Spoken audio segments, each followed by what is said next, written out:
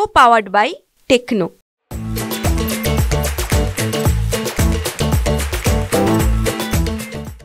महाराष्ट्र राज्य सुरुवातीला सर्वांना नमस्कार करतो। आजच्या ह्या कार्यक्रमाला उपस्थित असणारे माजी मंत्री बाळासाहेब जाधव, मंत्रिमंडळातील माझे सहकारी संजय बनसोडे, विधिमंडळातील माझे सहकारी विक्रम काळे, आपले लोकप्रिय आमदार बाबासाहेब पाटील, युवकांचे राज्याचे अध्यक्ष सूरज चव्हाण, जिल्ह्याचे राष्ट्रवादी काँग्रेस पक्षाचे अध्यक्ष डॉक्टर अफसर शेख, ॲडव्होकेट व्यंकटराव बेंद्रे, मीनाक्षीताई शिंगडे, शिवाजीराव देशमुख, शिवाजीराव काळे, प्रशांत पाटील, बबनराव भोसले, शिवानंद तात्या हेंगणे, मनचकराव पाटील, सूरज पाटील, साहेबराव जाधव, शिवाजीराव खांडेकर, मिलिंदराव महालिंगे, यशवंतराव जाधव, राहुल सुरवसे, गंगाधर अक्कनवर, ॲडव्होकेट TN कांबळे, सुलेमान शेख, प्रशांत भोसले, बाळू केंद्रे, किसन पाटील, राम नरवरे, शिवदर्शन स्वामी, रहीम पठाण, इथं उपस्थित असणारे मार्केट कमिटीचे सर्व सन्माननीय सदस्य, सर्व आजी माजी नगरसेवक, नगरसेविका, आजी माजी सरपंच, उपसरपंच, चेअरमन, तसंच शेतकरी बांधव, माझ्या माय माऊली भगिनी बहिणी, पत्रकार मित्र, बंधू भगिनींनो आणि माझ्या सर्व तरुण मित्रांनो, खरं तर आज काल एक फार दुःखद घटना जगाच्या दृष्टीनं घडली आणि तुमच्या माझ्या भारताचे सुपुत्र की ज्यांनी टाटा म्हटल्यानंतर सगळ्यांना 100% एक विश्वास असायचा, एक हमी असायची, ते उद्योगपती रतन टाटा हे भारतीय उद्योग क्षेत्रातलं एक विश्वासार्ह आश्वासक अशा प्रकारचा हा चेहरा होता। टाटा उद्योग समूहाला आंतरराष्ट्रीय उंची, सन्मान, प्रतिष्ठा, विश्वासार्हता मिळवून देताना आपल्या भारत देशाचा गौरव वाढवण्याचं काम रतन टाटाजींनी मनापासून केलं। सचोटी प्रामाणिकपणाने उद्योग क्षेत्रात यश मिळवता येतं हे त्यांनी तमाम भारतीयांना दाखवून दिलं, सप्रमाण सिद्ध करून तेही आपण सगळ्यांनी त्यांचं पाहिलं। संकट काळात देशवासियांच्या मदतीला धावून येणारा, सामाजिक बांधिलकी जपणारा,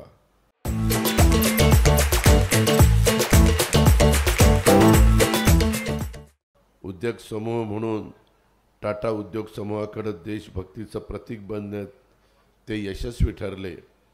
सर्वसामान्य भारतीयांचं कारचं स्वप्न त्यांनी नॅनो कारच्या माध्यमातून पूर्ण केलं। टाटा उद्योग समूहाचे संस्थापक नुसेरवानजी जमशेदजी टाटा यांचा उद्योग, व्यापार, सामाजिक कार्य, देशभक्तीचा वारसा त्यांनी यशस्वीपणे पुढे नेला। प्रत्येक भारतीयाच्या मनात प्रेम, आदर, आपुलकीचं स्थान निर्माण करणाऱ्या रतन टाटा साहेबांचं कालच मुंबईमध्ये बीच कँडीला दुःखद निधन झालं। ही भारतीय उद्योग जगताची मोठी हानी आहे।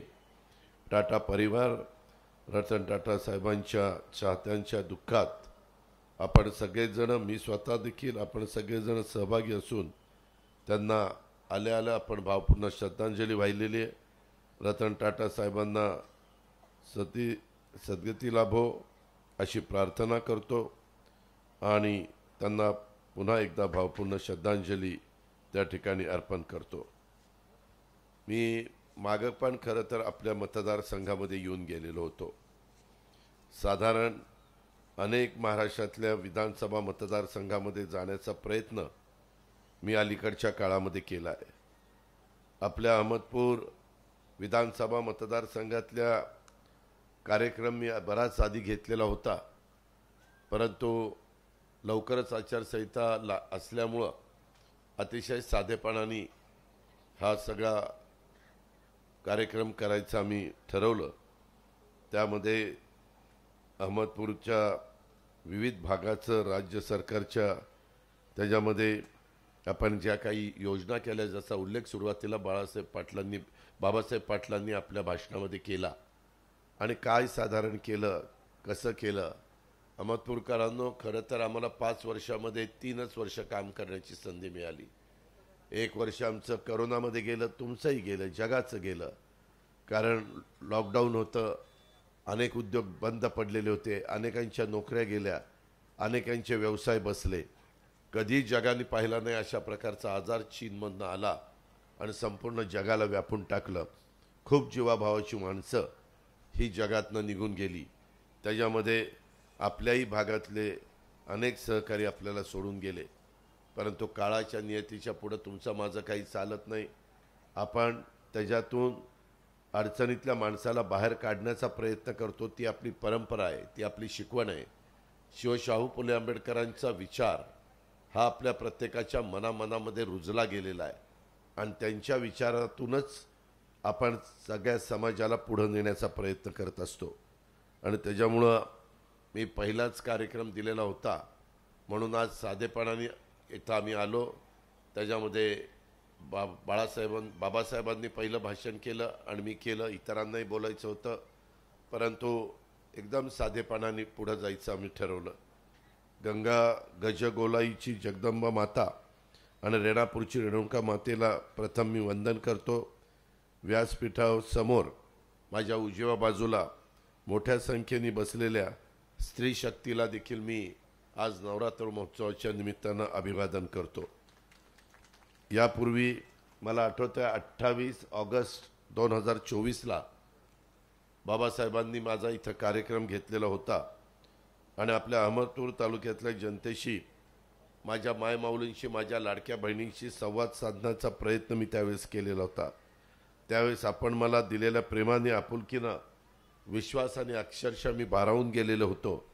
आज पुन्हा एकदा माझ्या अहमदपूरच्या शेतकऱ्यांशी आणि माझ्या मायमाऊलींशी संवाद साधण्याच्या करता मी तुमच्या सगळ्यांच्या समोर उभा आहे.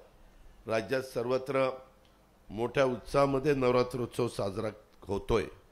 नवरात्रोत्सवाच्या निमित्तानं आपण स्त्री शक्तीचा, मातृशक्तीचा जागर करतो. हा आपल्या सर्वांच्या संस्कृतीचा एक भाग आहे. भारतीय संस्कृतीमध्ये आपल्या स्त्रियांच्याकडं एक शक्तीचं प्रतीक म्हणून आपण सगळेजण पाहत असतो. माया, ममता, प्रेम, वात्सल्य, करुणेची मूर्ती. परंतु असा काही प्रसंग आला तर महाकाली, महादुर्गेच्या रूपात देखील स्त्री शक्तीचं दर्शन घडलेलं आहे. आणि हे आपण आपला इतिहास बघितला तर त्या इतिहासामध्ये तशा प्रकारची नोंद झालेली आहे.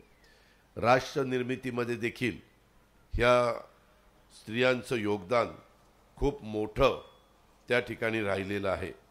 ह्या बाबतीमध्ये आपल्याला राजमाता जिजाऊ माँसाहेबांचा उल्लेख करता येईल, पुण्यश्लोक अहिल्यादेवी होळकरांचा उल्लेख करता येईल, महाराणी ताराबाई असेल, क्रांतिज्योती सावित्रीबाई फुले असेल, माता रमाई यांच्यासारख्या स्त्रीशक्तीचा त्याग आणि त्यांच्या पराक्रमातूनच हा महाराष्ट्र घडला आहे.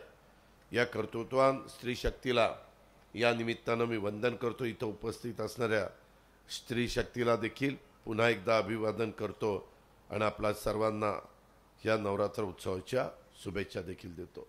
अनेक गोष्टी अहमदपूरकरांनो घडल्या, माझ्या शेतकरी बांधवांनो, माझ्या मायमाऊलींनो घडल्यात. अलीकडे तिसऱ्यांदा देशाच्या पंतप्रधान पदाची जबाबदारी नरेंद्र मोदी साहेबांनी स्वीकारली. आपले अनेक प्रश्न असतात. प्रत्येक राज्याचे महत्त्वाचे प्रश्न देश पातळीवर असतात आणि ते सोडवण्याच्या करता देश पातळीवरचं सरकार हे आपल्या विचाराचं असावं लागतं. जर सरकार तिकडं वेगळ्या विचाराचं, खाली वेगळ्या विचाराचं असलं तरी समन्वय साधला जात नाही. करोडो रुपयाचा निधी केंद्राचा मिळत नाही.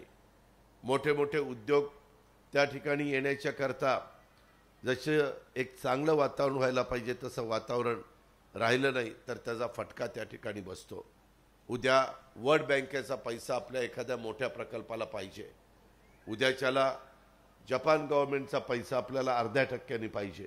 हा डायरेक्ट आपल्याला घेता येत नाही, आपल्याला थ्रू केंद्र सरकारच्याच मार्फत जावं लागतं.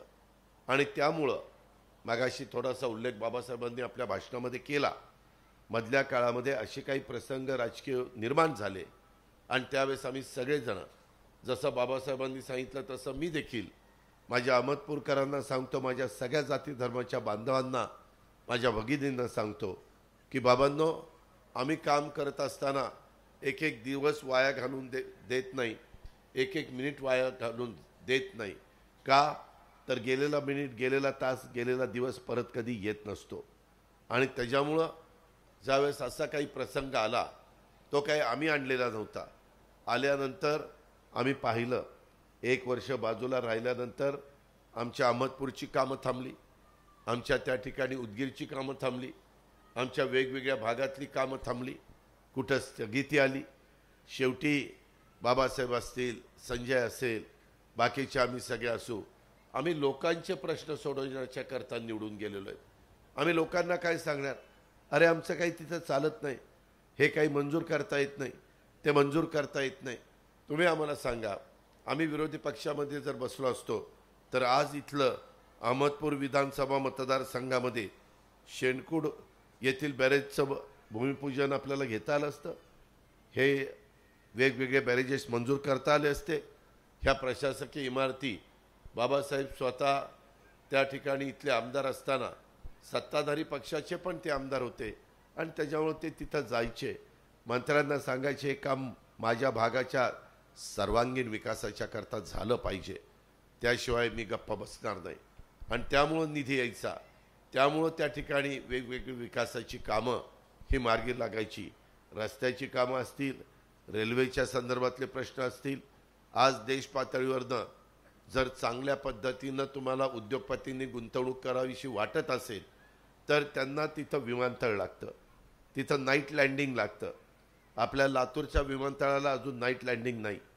हे विमानतळ मागं 5 आपल्या राज्यातली, यांच्याकडं टेंडर गेलेलं होतं अनिल अंबानी, आणि त्या अनिल अंबानींनी त्यांच्या काही अडचणीमुळं तिथं ज्या सुधारणा करायला पाहिजे होत्या त्या केल्या नाही. त्याच्यामध्ये लातूर, यवतमाळ, धाराशिव, बारामती आणि नांदेड ही 5 विमानतळं ही त्यांच्याकडे गेलेली होती. आता आम्ही त्यांना नोटीस पाठवून ती परत घेतोय. का घेतोय की त्याच्यामध्ये सगळ्या सुविधा आम्हाला करायच्या. त्या सुविधा केल्या तर एखादा उद्योगपती त्याला रात्री टेक ऑफ घ्यायचा असेल तरी घेऊ शकतो, तो सकाळी पहाटे देखील येऊ शकतो. त्याचा जर युनिट असेल तरी त्या युनिटमध्ये देखील तो वेळ देऊ शकतो. त्याच्यातनं स्थानिक लोकांना रोजगार मिळू शकतो, बेरोजगारांना काम त्या ठिकाणी मिळू शकतो. एक मोठा उद्योग आल्यानंतर छोटे 5, 50, 100, 200 छोटे छोटे उद्योग त्या ठिकाणी उभे राहू शकतात. आणि म्हणून ह्या सगळ्या गोष्टीचा विचार आम्ही सगळ्यांनी केला आणि त्याच्यातून तिसऱ्यांदा देशाचे पंतप्रधान, ठीक आहे, लोकसभेला घटनेचे शिल्पकार डॉक्टर बाबासाहेब आंबेडकरांनी संविधानाच्या माध्यमातून तुम्हाला मताचा जो अधिकार दिलेला आहे त्या अधिकाराचा वापर तुम्ही केला, त्याबद्दल आम्ही काही बोलणार नाही, तो तुमचा अधिकार आहे. परंतु आता येणाऱ्या विधानसभेच्या निवडणुकीमध्ये तरी तुम्ही या सगळ्या गोष्टीचा विचार करा ना. त्याची विनंती करण्याचा तर जरूर आम्हाला अधिकार आहे, जरूर आम्ही त्याबद्दल तुम्हाला तशा पद्धतीनं कुठली कामं आम्ही केलीत, उद्याच्याला कुठली कामं आम्ही करू पाहतोय, आपण राज्याला पुढं कसं नेऊ पाहतोय, केंद्र सरकारकडनं कशा पद्धतीचा निधी आपण आणू पाहतोय. आता देशाचे पंतप्रधान तिसऱ्यांदा नरेंद्र मोदी झाल्यानंतर 100 दिवसात पहिल्याच कॅबिनेटला ₹1 लाख कोटी रुपयाचं बंदर, हे पालघरला वाढवण म्हणून गाव आहेत समुद्राच्या कडेला, तिथं आलेलं आहे. ₹1 लाख कोटी अहमदपूरकर कशाला म्हणतात. आज त्याच्यातनं 10-12 लाख मुलांना मुलींना नोकऱ्या मिळणार आहेत. आज त्याच्यामुळं तिथं कार्गोचं आम्ही विमानतळ त्या ठिकाणी निर्माण करणार आहोत. देशातनं माल परदेशामध्ये सगळीकडं बोटीच्या द्वारे, कार्गो विमानाच्या द्वारे जाणारे, बाहेरचा माल जो आपल्याला लागतो तो आपल्याला त्या माध्यमातून आणता येणार आहे. आणि त्याच्यातनं खूप मोठा बदल अहमदपूरकरांनो, 30 वर्ष ते बंदर कुणाला करता आलं नाही, परंतु त्याचं काम त्या दिवशी आम्ही सगळेजण होतो, हा पण होता, संजय पण होता, आम्ही तिथं त्याचं भूमिपूजन केलं पंतप्रधानांच्या हस्ते. अशा कितीतरी, कालची गोष्ट, काल संध्याकाळी साधारण दुपारी 2:30-3ची गोष्ट असेल, संपूर्ण तुमच्या माझ्या महाराष्ट्रातल्या 36 जिल्ह्यात आम्ही सगळीकडे मेडिकल कॉलेज करायचा निर्णय घेतला. ज्या जिल्ह्यामध्ये सरकारी मेडिकल कॉलेज नव्हतं ती 10 मेडिकल कॉलेजची भूमिपूजन काल पंतप्रधानांच्या हस्ते, मुख्यमंत्री होते, आम्ही दोन्ही उपमुख्यमंत्री होतो, हसन मुश्रीफ त्या खात्याचे मंत्री होते, व्हिडिओ कॉन्फरन्सिंगच्या द्वारे त्याचं भूमिपूजन झालं. पण त्याच्यातनं एक मेडिकल कॉलेज सगळा जर खर्च शेवटपर्यंत बघायचं झालं तर 1000 कोटी रुपये खर्च येतो. झालं ना 10,000 कोटी, निम्मे पैसे केंद्राचे, निम्मे पैसे राज्याचे. आज हा फायदा झाला. आज डॉक्टर जास्त झाले. आत्ता काहीतरी 1 लाख आपल्या महाराष्ट्रातल्या लोकांच्या मागं, त्याच्यामध्ये साधारण 84 डॉक्टर आहेत. आपल्याला 1 लाख लोकांच्या मागं 100च्या पुढं डॉक्टरांची संख्या न्यायची. दुर्गम भाग आहे, आदिवासी भाग आहे, डोंगरी भाग आहे. कधी कधी त्या भागातल्या लोकांना वेळेवर औषध पाणी होत नाही, त्यांची अडचण होते. आमच्या मायमाऊलींची डिलिव्हरी असते, बाळंतपण जर वेळेवर झालं नाही आणि तिथं कुठंतरी त्यांना दवाखान्यात न्यायला उशीर लागला तर त्याच्यामध्ये आईला पण धोका असतो, आईच्या जीवाला आणि बाळाच्या जीवाला धोका असतो. आज देशाचं स्वातंत्र्य मिळून 75 वर्ष झाली. ह्या गोष्टी झाल्या पाहिजेत.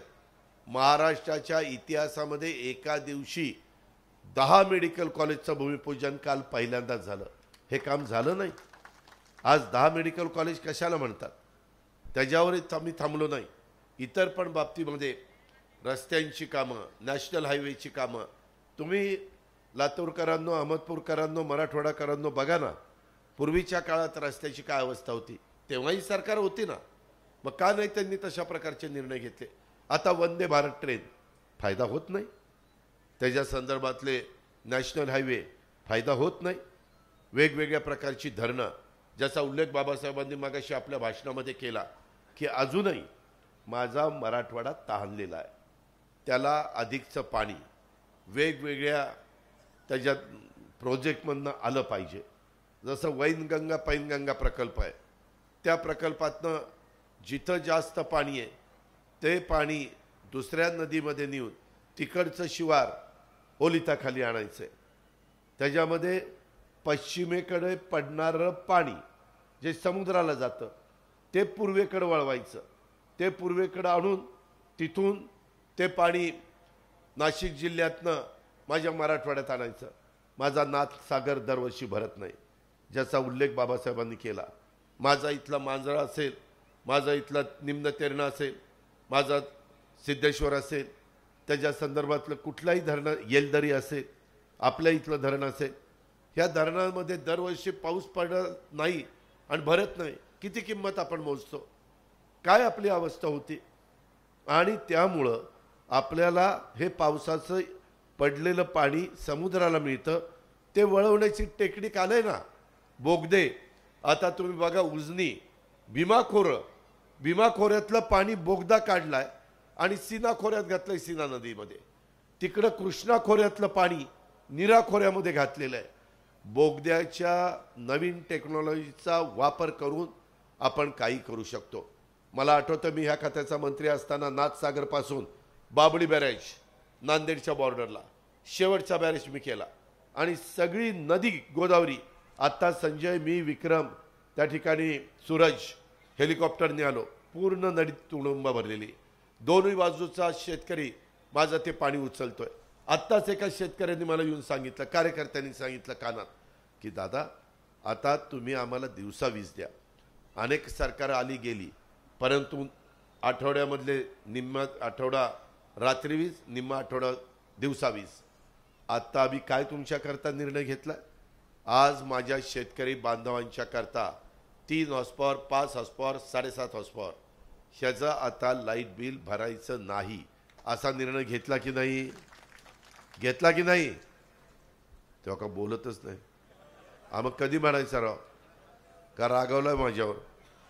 आता बघा इथं पंडित शहाजी गोरटे आलेत का. पंडित शहाजी गोरटे आहेत का इथं, किंवा संजीवनी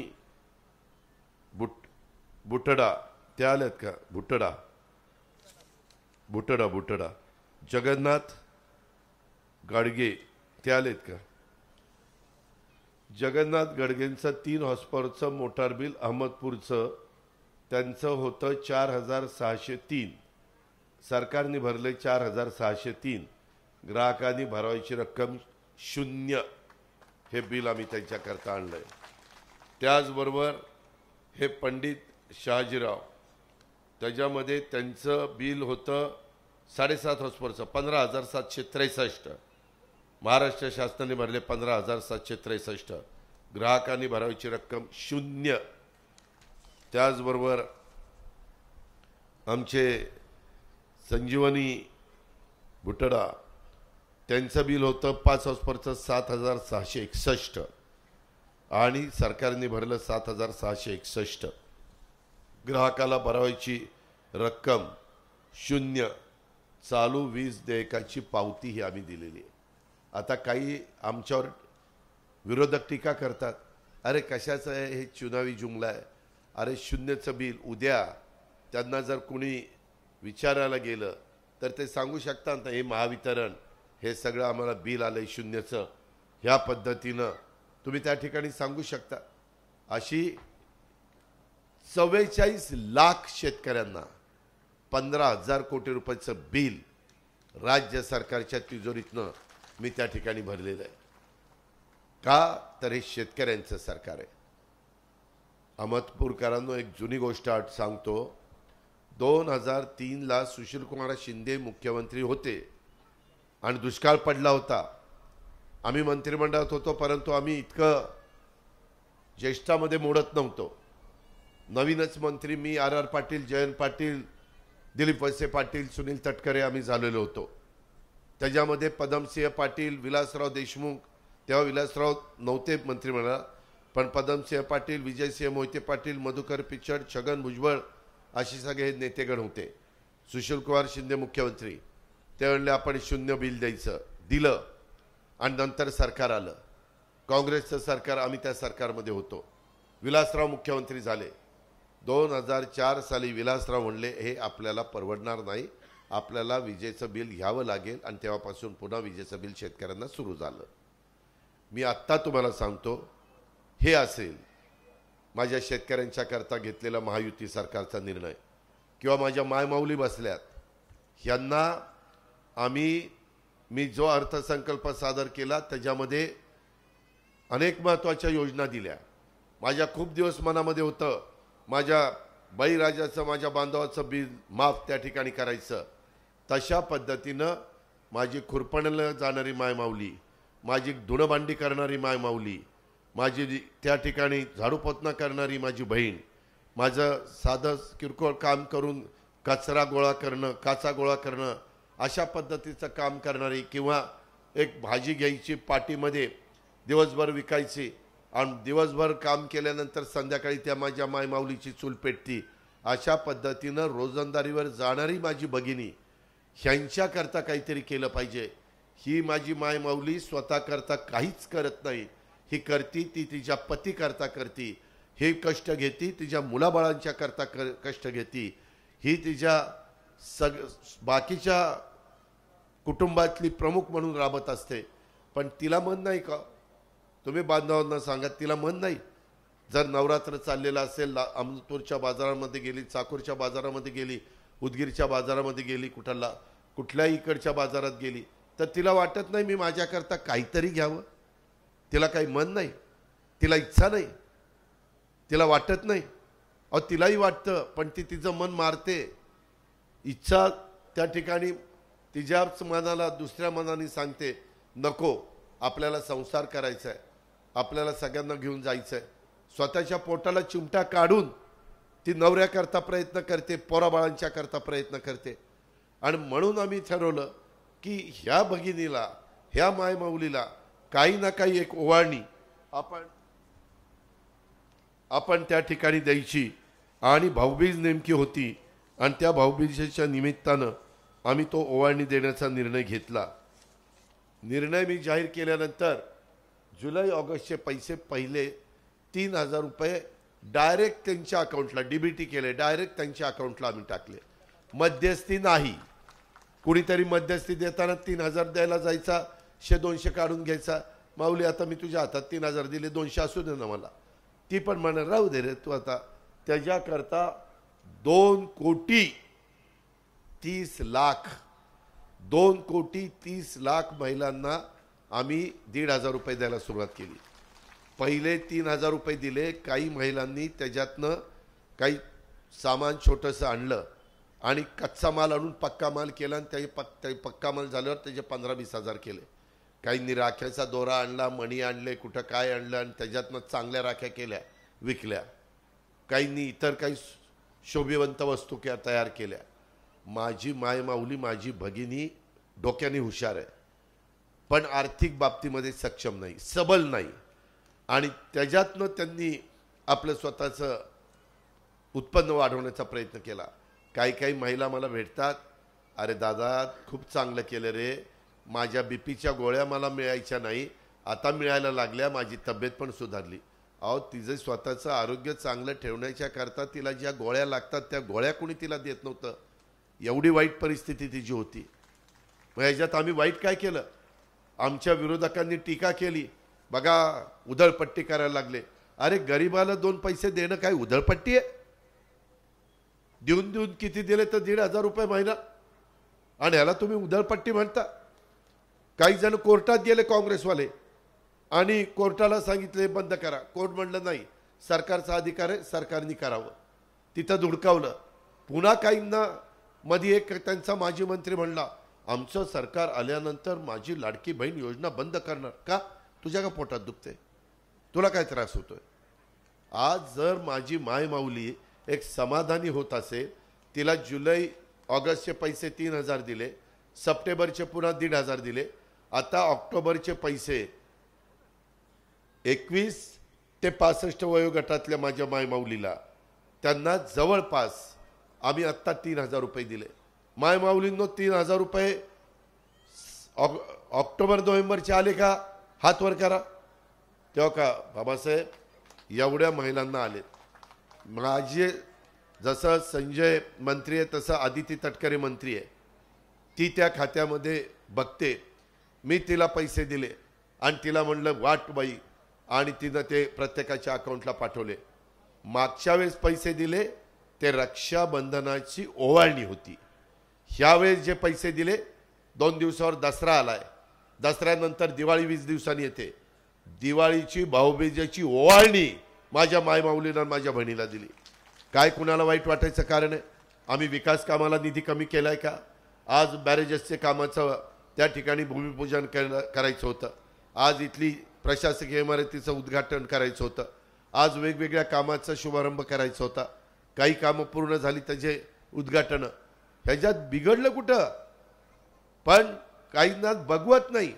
अरे काही जण श्रीमंताच्या मुली तोंडात सोन्याचा चमचा तोंडात घेऊन जन्माला येतात. त्यांना काय कळणार आहे 1,500 रुपयाची किंमत? जी गरीब आहे तिला ती कळती किंमत. जे काही शिलाई मशीन, कोण माझी भाजी विकणारी, फळं विकणारी महिला, ती त्याचं भांडवल म्हणून उपयोग करायला लागली. हे तर आम्हाला पाहिजे. तिच्या चेहऱ्यावर आता पहिल्यापेक्षा हसू दिसतं, आनंद दिसतो, उत्साही दिसती. ती डायरेक्ट आता तिचे पैसे स्वतः काढती. त्याच्यामध्ये मी तुम्हाला सांगतो, ते पैसे तुमच्या करतायत, तुम्ही वापरा. उद्याच्याला कोणतरी येईल की उसनं दे, त्याला म्हणू तू कधी ह्याच्या आधी उसनं दिलं का मला? आता मागतोय उसनं, आता माझं आहे, माझं मला करू दे ना. सरळ सांगा, काय बिघडत नाही. हा तुमचा हक्क आहे, हा तुमचा अधिकार आहे. आणि ह्या पद्धतीनं आम्ही मायमाऊलीला त्या ठिकाणी मदत करतोय. भावंडांनाही मदत करतोय. जे लाईटचं बिल दाखवलं 15,000 कोटी रुपये, काही कमी रक्कम नाही. त्याच्यामध्ये आता हेही ठरवलंय, तेही शेतकरी बांधवांना सांगतो, साधारण आपल्या इथली महाराष्ट्रातली 35 ते 36 हजार एकर जमीन सगळ्या कलेक्टरांना, विभागीय आयुक्तांना सांगितलं, बॅरन लँड आपली सरकारची कुठं कुठं आहे, जिथं झाडं नाही काही नाही. आता 4 एकर जमिनीवर पॅनल बसवले, सूर्यप्रकाश त्याच्यावर पडून वीज तयार होते. त्याच्यातून आपल्याला 9,000 मेगावॉट वीज निर्माण होणार आहे. आणि आपल्या शेतकऱ्याला एक 60 महिन्यातच आम्ही निर्णय घेतलाय मुख्यमंत्र्यांनी, दोन्ही उपमुख्यमंत्र्यांनी, मंत्रिमंडळाने, की ती वीज सुरू झाली. ऑलरेडी कामं जोरात सुरू झाली. आम्हाला ती वीज 3 रुपये युनिट मिळते. आत्ता शेतकऱ्याला देणारी वीज आम्हाला त्यांच्यापर्यंत पोचवायला 6-7 रुपये खर्च येतो. आम्ही सवलत देतो ती गोष्ट वेगळी. तशा पद्धतीनं आता ती वीज आपल्याला 3 रुपयांनी मिळणार.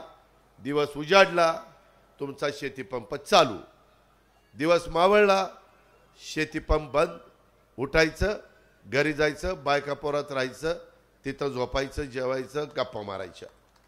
रात्री अपरात्री विंचू, काट्याचं, बिबट्या, काही कसले प्राणी, काही ठिकाणी बिबटे येतात, काही ठिकाणी हत्ती येतात, काही ठिकाणी रानगवी येत आहेत, काही ठिकाणी त्या नीलगाई येत आहेत, खूप काही येत आहे. लोकांना त्याचा त्रास होता कामा नये. ह्या पद्धतीचा निर्णय ह्या महायुतीच्या सरकारने घेतलेला आहे. त्याकरता आपण पुढच्या वेळेस ते करतोय. तुम्ही म्हणाल मग आता हे काय करायचं? ह्या योजना तुम्हाला दिलेली ही माझी लाडकी बहीण योजना, 3 गॅस सिलेंडर वर्षाला फ्रीची योजना, तुमच्या गरिबाच्या मुली कॉलेजचे शिक्षण त्यांना मोफत देण्याची योजना, गरिबाच्या, मी पुन्हा शब्द वापरतोय, गरिबाच्या, की ज्याच्या आई वडिलांचं उत्पन्नच नाही त्या मुलीला तर शिकायचं आहे. आणि हे करताना माझ्या बांधवांच्या करता जात पात धर्म भेदभाव काही केला नाही. माझ्या मायमाऊलींच्या करता जातीचा पातीचा नात्याचा गोत्याचा विचार काही केला नाही. सगळ्या जाती धर्माला हे आम्ही योजना आणलेल्या आहेत.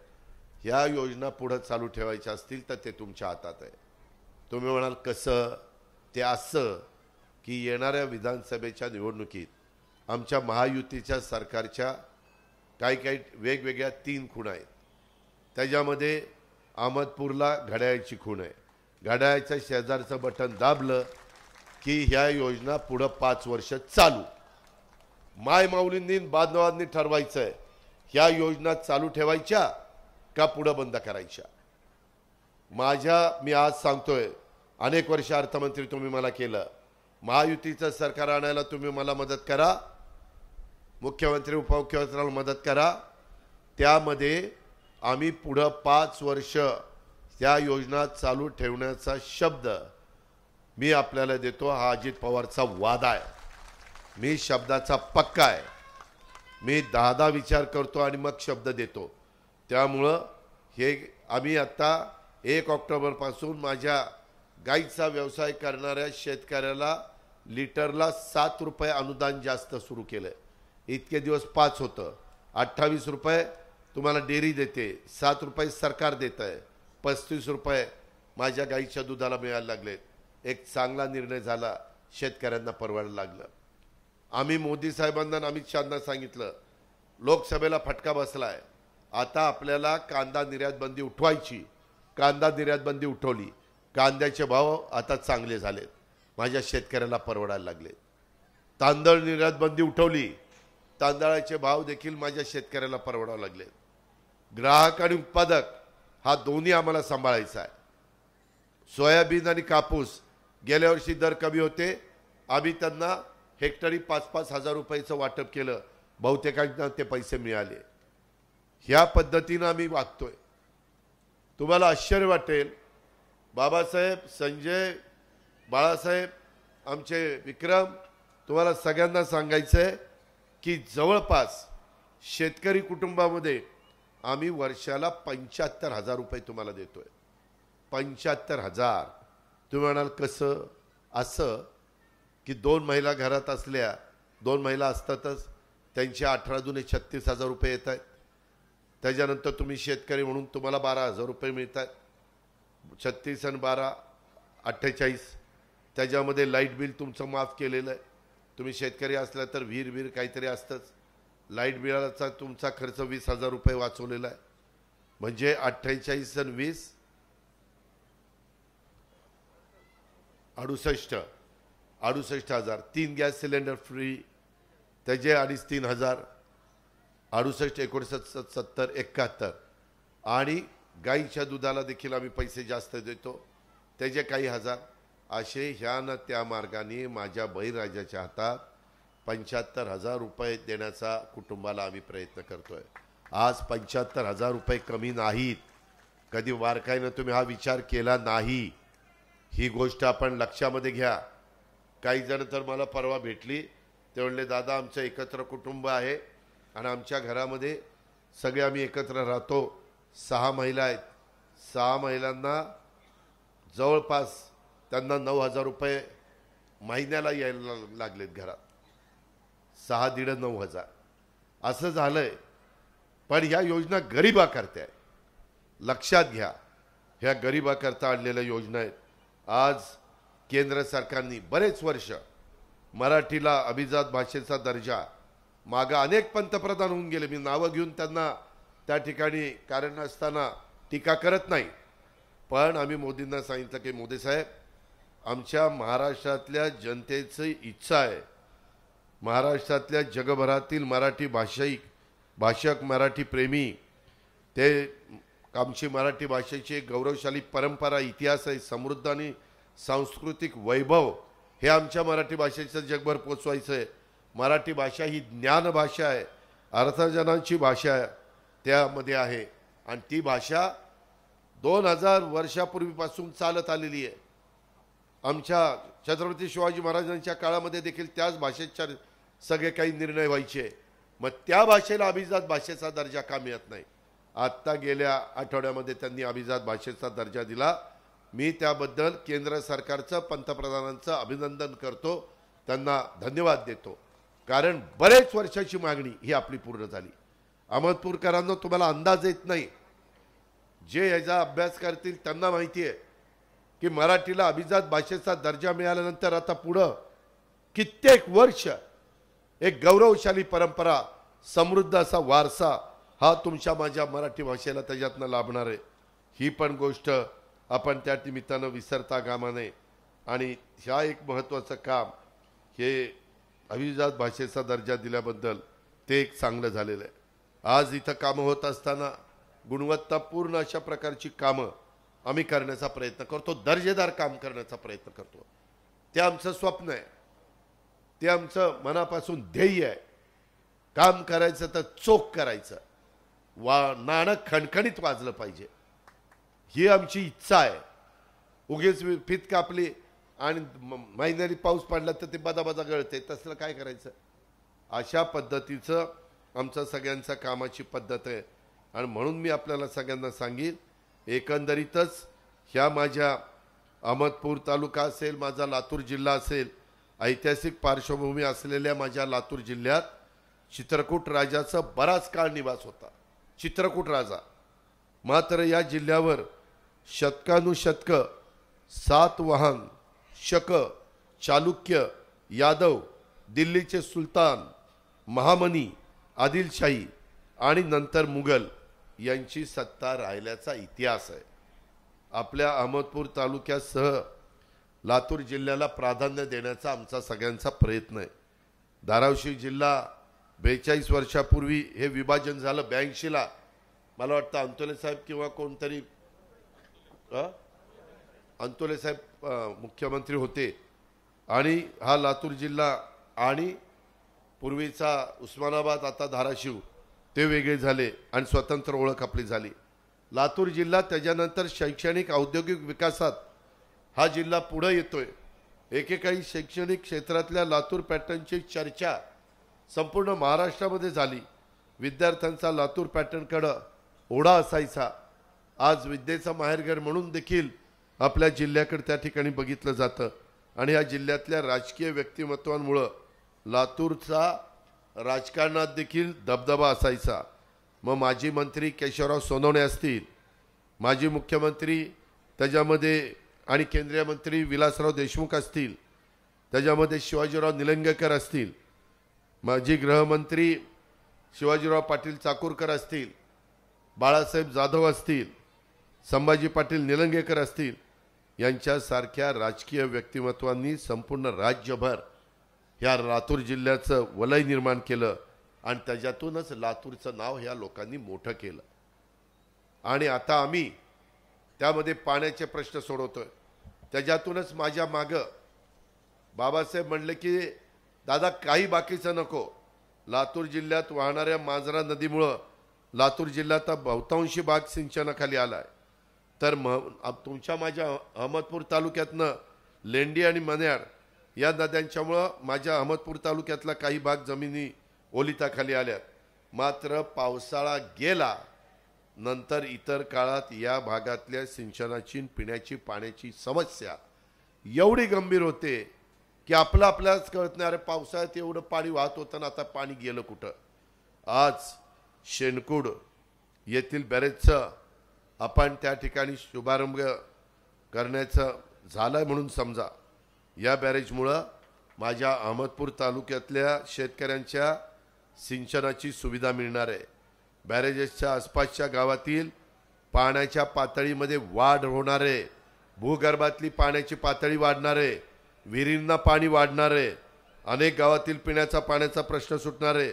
नव्याने बॅरेज निर्माण करण्याबरोबरच आम्ही कोल्हापूर पद्धतीच्या बंधाऱ्याचं बॅरेजमध्ये रूपांतर करून पाणी साठवण आणि सिंचन क्षेत्रात वाढ करण्याबाबतचं धोरण हे शासनाने आखलंय आणि त्यामुळं कमी खर्चात कमी वेळेत जास्तीत जास्त शेतकऱ्यांना सिंचनाचा लाभ मिळवून देण्याचं आमचं काम आहे. त्याच्याकरता माझ्या मागे सतत बाबासाहेब लागले. म्हणले दादा मला हे करून पाहिजे, मला बाकीचं माहीत नाही, आणि ते पण निवडणुकीच्या आधी त्याचं काम सुरू झालं पाहिजे. त्या पद्धतीनं ही दुःखद घटना घडली म्हणून मी तिकडे गेलो नाही, पण ते काम तुमचं आम्ही सुरू केलं. तशा पद्धतीनं तुमचा आमदार आहे, तुमच्याकरता अहोरात्र कष्ट घेणारा. जो कारखाना बालाघाटचा बंद पडला होता तो पुन्हा चालू केला.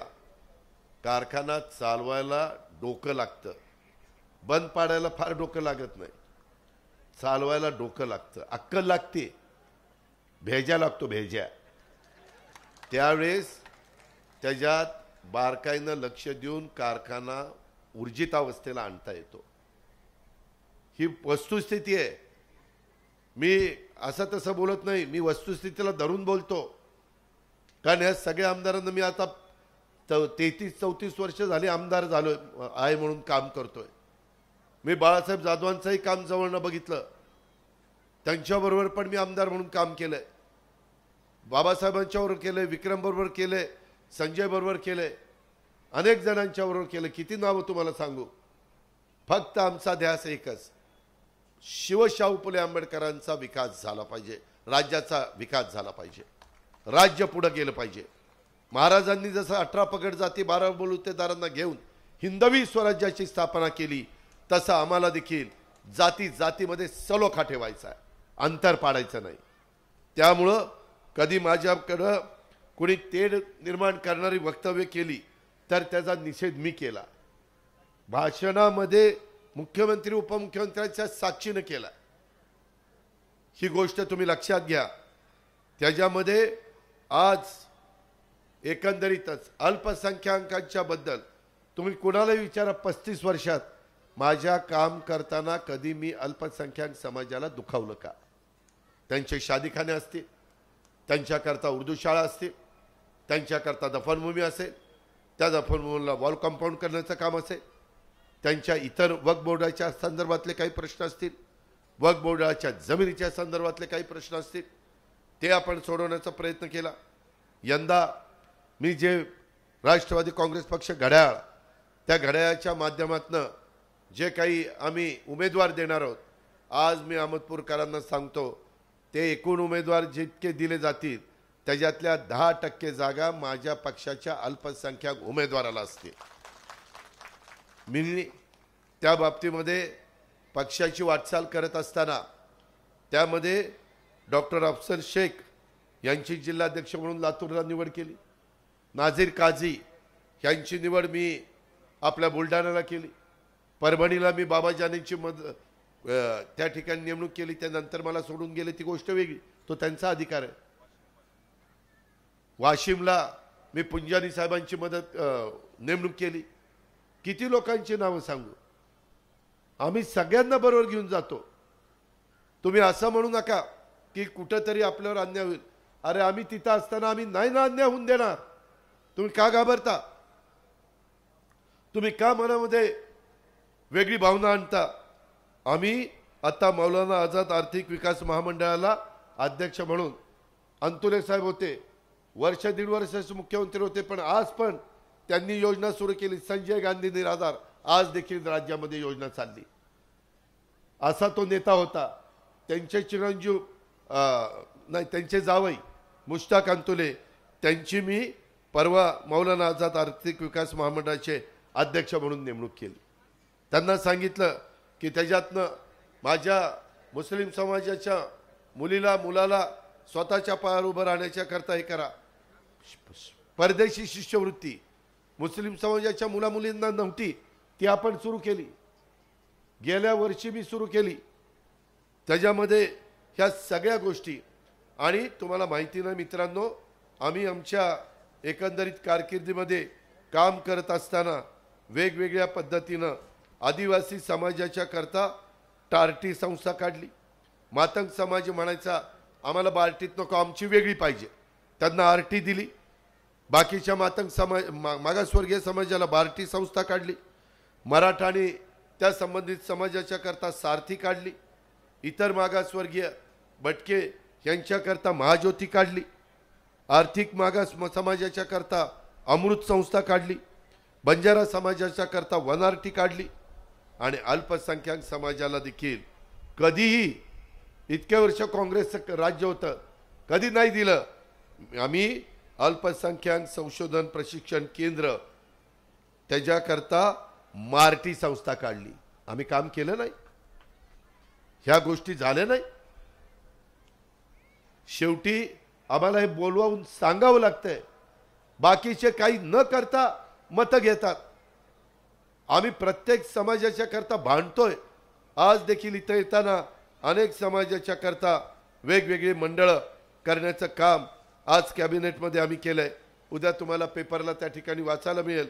बहुतेक समाज आम्ही त्याच्यामध्ये कव्हर करण्याचा प्रयत्न केलेला आहे. ही पण गोष्ट आपण सगळ्यांनी ह्या सभेच्या निमित्तानं ध्यानामध्ये घेतली पाहिजे. एकंदरीतच आपलं मानार असेल, तिरू नदी असेल, मला मागं जे बॅरेजमध्ये रूपांतर केलं त्याचे काही फोटो मला दाखवले आणि त्याच्यातनं मला बाबासाहेब म्हणले दादा हे अजून वाढवलं पाहिजे. मग त्यांच्याकडेही वाढवलं, मंजुऱ्या दिल्या. तिकडं उदगीरला पण संजयकडे पण मंजुऱ्या दिल्या. ह्या पद्धतीनं आपलं सगळ्यांचं काम चाललेलं आहे. हे पण आपण लक्षामध्ये घ्या. त्याच्यामध्ये अंतेश्वर उच्च पातळी बंधारा ते ऊर्ध्व मानार प्रकल्प व ऊर्ध्व मानार प्रकल्प ते प्रस्तावित झरी बुद्रुक साठवण तलाव उपसा सिंचन योजना, हे ह्याच्यामध्ये देखील मी सहकार्य करतो. काही काळजी करू नका. आता राज्य सरकारचा बोजा, लाईटचा बोजा तुम्हाला विजेचं बिल भरायला परवडत नाही म्हणून आम्ही आता तुम्हाला मोफत 3, 5, 7.5 केलं. तसं महाराष्ट्रामध्ये टेंबू, ताकारी, म्हैसाळ, उरमडी, जिहे, काटापूर, पुरंदर, जनाई, शिरसाई, विष्णुपुरी ह्या ज्या काही उपसा सिंचन योजना झाल्यात मोठ्या मोठ्या, इव्हन आपल्याही भागामध्ये, त्या सगळ्या योजना आम्ही सोलर पॅनलवर त्याला सोलरमधनं वीज तयार करून ती वापरणार आहोत. जेणेकरून माझ्या महाराष्ट्रातल्या शेतकऱ्याला लाईटच्या बिलचा भुर्दंड बसता कामा नये. त्यांनी फक्त पाणीपट्टी आणि मेंटेनन्सचा खर्च भरायचा, जेणेकरून त्याला त्याची शेतीवाडी करायला सोपं जाईल, त्याला त्याचा प्रपंच करायला सोपं जाईल. आत्ता उसाला दर वाढण्याच्या करता MSP वाढवण्याचा आमचा सगळ्यांचा पाठपुरा आहे. तो केंद्र सरकारच्या हातात आहे. मी अमित शाह साहेबांना त्याच्याबद्दल भेटलेलो आहे. आज आमच्या मोदी साहेबांची, अमित शहांची, पियुष गोयलांची, शिवराज सिंह चौहान कृषी मंत्र्यांची किंवा नितीन गडकरींच्या आमच्या ओळखी आहेत. आम्ही हक्कानी जाऊन तिथं काम करून आणू शकतो. हक्कानी जाऊन त्या ठिकाणी CSRचा फंड, सेंट्रल रोड फंड, हा आम्ही त्या ठिकाणी आणू शकतो. आज दुसरे आमच्या विरोधक आले तर ते म्हणतील आमचं ते ऐकत नाही, त्याच्यामुळे आम्ही काय करणार. मग 5 वर्ष काय गप्पा बसणार. आता वरचं तर सरकार आता 4.5 वर्ष राहणारच आहे. त्याच्यामुळं तुमचं पण त्याच्यात भलं आहे, तुमच्या परिसराचं भलं आहे, राज्याचं भलं आहे, मराठवाड्याचं भलं आहे, लातूर जिल्ह्याचं भलं आहे, अहमदपूरचं भलं आहे. त्याकरता मी एवढा घसाकोरडा करून सांगतोय. मला भरपूर तुम्ही लोकांनी दिलं, भरपूर पदं दिली. मी खासदार झालो, आमदार झालो, राज्यमंत्री झालो, मंत्री झालो, विरोधी पक्ष नेता झालो, उपमुख्यमंत्री झालो, भरभरून तुम्ही दिलं. पण जसं मगाशी बाबासाहेब म्हणले आम्हाला आमचा मतदारसंघ बारामतीसारखा करायचा. मी अप्पलपोटी नाहीये, माझ्या एकट्याचा मतदारसंघ करून काय फायदा? महाराष्ट्र तसा झाला पाहिजे आणि म्हणून मी वेगवेगळ्या भागामध्ये जातो आणि हे सगळं समजून सांगण्याचं काम त्या निमित्तानं करतो. त्याकरता माय माऊलींनो, त्याकरता बांधवांनो, त्याकरता 18 पगड जातीच्या माझ्या सहकारी मित्रांनो, माझ्या तरुण तरुणींनो, तुम्हाला पण प्रशिक्षणाची योजना आणलेली आहे. ज्याचा उल्लेख मगाशी बाबासाहेबांनी आपल्या भाषणामध्ये केला. 6,000, 8,000, 10,000 रुपये महिन्याला आम्ही देतो. त्याच्यामध्ये तुम्ही शिका, तुम्ही ट्रेनिंग घ्या. तुम्ही तिथं ट्रेनिंग घेतलं म्हणून आम्ही तुम्हाला पैसे देतोय असं दुनियेत आहे का? ज्ञान तुम्हाला मिळणार आहे, अनुभव तुम्हाला येणार आहे. उद्याच्याला तुमचा तरुण मुलगा किंवा मुलगी एखाद्या ठिकाणी गेलं आणि सांगितलं ही माझी डिग्री, मला त्या ठिकाणी काम द्या, तो म्हणेल तुला अनुभव नाही, मी काम देऊ शकत नाही. अरे तिला काहीतरी अनुभव कसा येणार? संधी दिली तर येणार. आम्ही मंत्रिमंडळामध्ये बसलो आणि सांगितलं की हिला 6 महिने 8 महिन्याचा कोर्स करायला लावायचा. ज्याच्यात तिला आवड असेल ती त्या कारखान्यांनी त्यांना तिथं कामाला लावायचं, ज्याचा उल्लेख आमच्या बाबासाहेबांनी केला. आणि त्याच्यातून त्यांना पगार नाही म्हणता येणार, मानधन द्यायचं. आणि ते मानधन दिल्यानंतर मग त्याचं सर्टिफिकेट सरकारी द्यायचं. आणि मग कुठं नोकरीला जायचं असेल, हो का मला इथं 6 महिन्याचा सरकारी नोकरीचा अनुभव आहे, हे माझं सर्टिफिकेट. त्यामुळं तुमची पाटी कोरी नसणार. उद्याच्याला तुम्हाला त्याच्यातलं काही ना काही ज्ञान हे 6 महिन्यामध्ये 100% येणार. कारण तुम्हाला उद्या तुमचा प्रपंच, तुमचं जीवन तुमच्यावर सगळं अवलंबून आहे. ह्याच्यातून ह्या तरुण तरुणींच्या करता दरवर्षी 10 लाख मुलामुलींना आम्ही हे प्रशिक्षण देण्याचा कार्यक्रम आणलेला आहे.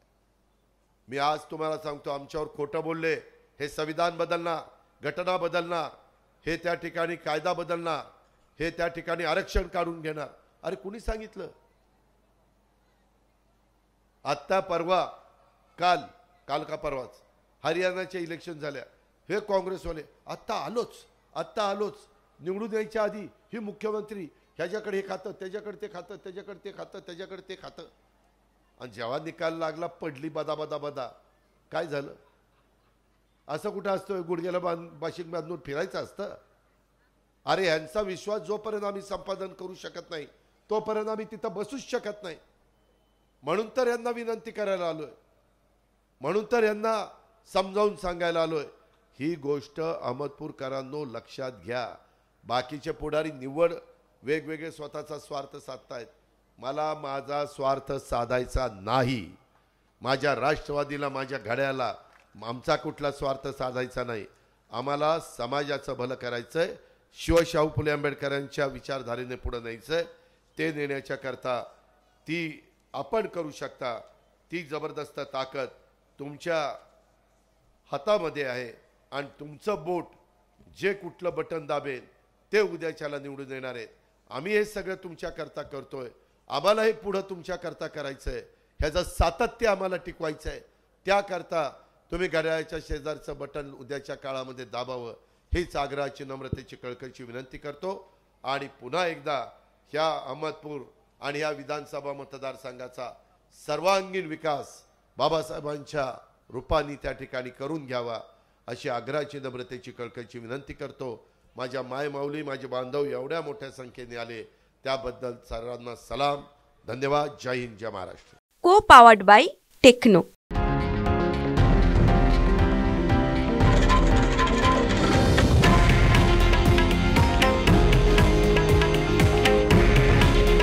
हे आहे देशातील नंबर 1 न्यूज नेटवर्क आणि आपण पाहत आहात TV9 मराठी. काळजी तुमची, हित महाराष्ट्राचं.